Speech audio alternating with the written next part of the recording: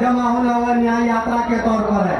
दोस्तों, ये न्याय यात्रा इसलिए है क्योंकि 70 सालों से हमारे साथ नाइंसाफी की गई, हमारे साथ छेड़ छापट किया गया, हमारे सीमांचल के साथ धोखा किया गया।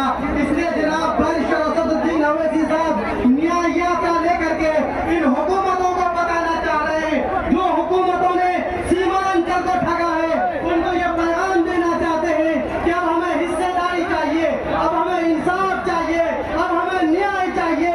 इस न्याय को लेकर के हम रहेंगे।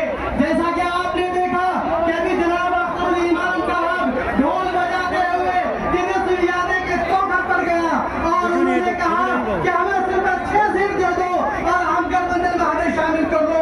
लेकिन इन बेईमानों को, इन सत्ता के पुजारियों को हमारे वोट की तो जरूरत है, हमारी हिस्सेदारी हमें नहीं चाहिए। इसलिए बैरिस्टर असदुद्दीन अवैसी साहब ने ये पैगाम दिया है कि अब हमें हिस्सेदारी नहीं चाहिए। अब हमारे जो खामोश है, अब हम खामोश नहीं बैठेंगे।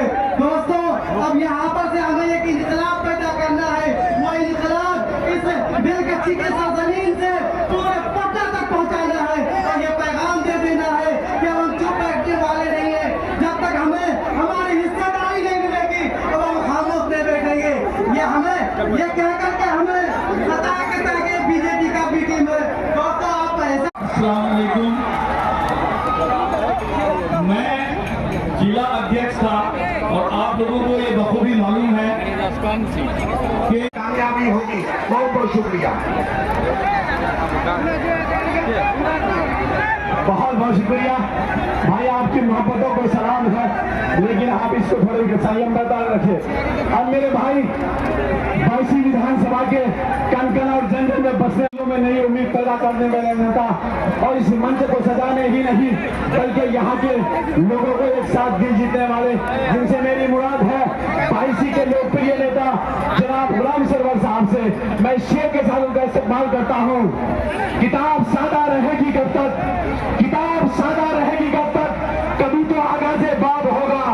जिन्होंने उजाड़े डाली है बस्तियां, अब उन गद्दारों का हिसाब होगा। जनाब गुलाम सरवर साहब।